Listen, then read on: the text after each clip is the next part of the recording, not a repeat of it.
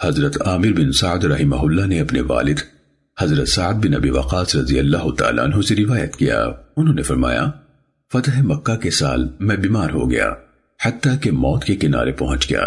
رسول اللہ صلی اللہ علیہ وسلم میری عیادت کے لیے تشریف لائے۔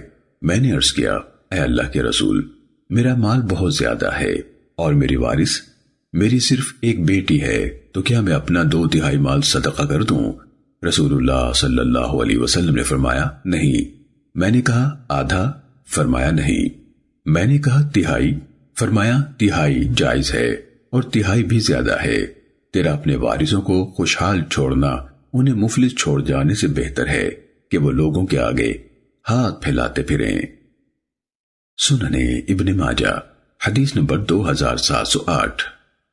حضرت عبداللہ بن عباس رضی اللہ تعالیٰ عنہما سے روایت ہے، انہوں نے فرمایا مجھے یہ بات پسند ہے کہ لوگ تیرے حصے کو کم کر کے چوتھے حصے کی وصیت کیا کریں، کیونکہ رسول اللہ صلی اللہ علیہ وسلم نے فرمایا ہے تیسرا حصہ ایک بڑی مقدار ہے، یا فرمایا تیسرا حصہ زیادہ ہے۔ سننے ابن ماجہ حدیث نمبر 2711۔ حضرت عمر بن خارجہ رضی اللہ تعالیٰ عنہ سے روایت ہے، انہوں نے کہا نبی صلی اللہ علیہ وسلم نے لوگوں سے خطاب فرمایا جبکہ آپ اپنی سواری یعنی اونٹنی پر سوار تھے اور آپ کی سواری خوب جگالی کر رہی تھی اور اس کا لعاب میرے کندھوں کے درمیان پشت پر گر رہا تھا۔ اس موقع پر آپ صلی اللہ علیہ وسلم نے فرمایا اللہ تعالیٰ نے ہر وارث کو ترکے کا حصہ تقسیم کر کے دے دیا ہے، لہٰذا وارث کے لیے وصیت جائز نہیں۔ بچہ بستر والے کا ہے اور بدکار کے لیے پتھر ہیں۔ جو شخص اپنے باپ کے سوا کسی اور کا بیٹا ہونے کا دعویٰ کرے یا اپنے آزاد کرنے والوں کے سوا کسی اور کی طرف آزادی کی نسبت کرے تو اس پر اللہ کی، فرشتوں کی اور سب لوگوں کی لعنت ہے۔ اس کا نہ فرض قبول ہوگا اور نہ نفل، یا فرمایا نہ نفل قبول ہوگا نہ فرض۔ سننے ابن ماجہ حدیث نمبر 2712۔ حضرت ابو امامہ سدی بن عجلان باہلی رضی اللہ تعالیٰ عنہ سے روایت ہے، انہوں نے فرمایا میں نے حجۃ الوداع کے موقع پر رسول اللہ صلی اللہ علیہ وسلم کو اپنے خطبہ مبارک میں یہ فرماتے سنا اللہ تعالیٰ نے ہر حق والے کو اس کا حق دے دیا ہے، لہٰذا وارث کے لیے کوئی وصیت نہیں۔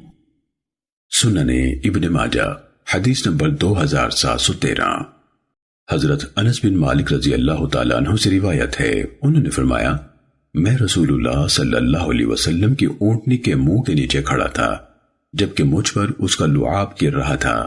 اس وقت میں نے رسول اللہ صلی اللہ علیہ وسلم کو یہ کہتے سنا اللہ تعالیٰ نے ہر حق والے کو اس کا حق دے دیا ہے، لہٰذا وارث کے لیے کوئی وصیت نہیں۔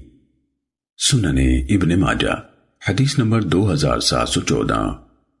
حضرت ابو ہریرہ رضی اللہ تعالیٰ عنہ سے روایت ہے، ایک آدمی نے رسول اللہ صلی اللہ علیہ وسلم سے سوال کیا میرا والد فوت ہو گیا ہے اور اس نے مال چھوڑا ہے لیکن وصیت نہیں کی، اگر میں اس کی طرف سے صدقہ کروں تو کیا اس کے گناہ معاف ہو جائیں گے؟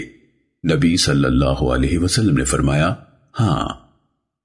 سننے ابن ماجہ حدیث نمبر 2716۔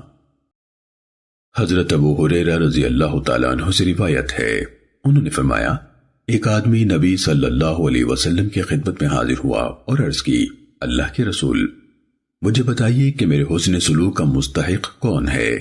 آپ صلی اللہ علیہ وسلم نے فرمایا ہاں، قسم ہے تیرے باپ کے رب کی، تجھے ضرور بتاؤں گا۔ تیری ماں تیرے حسن سلوک کی سب سے زیادہ مستحق ہے۔ اس نے کہا پھر کون؟ آپ نے فرمایا پھر تیری ماں۔ اس نے کہا پھر کون؟ آپ نے فرمایا پھر تیری ماں۔ اس نے کہا پھر کون؟ آپ نے فرمایا تیرا باپ۔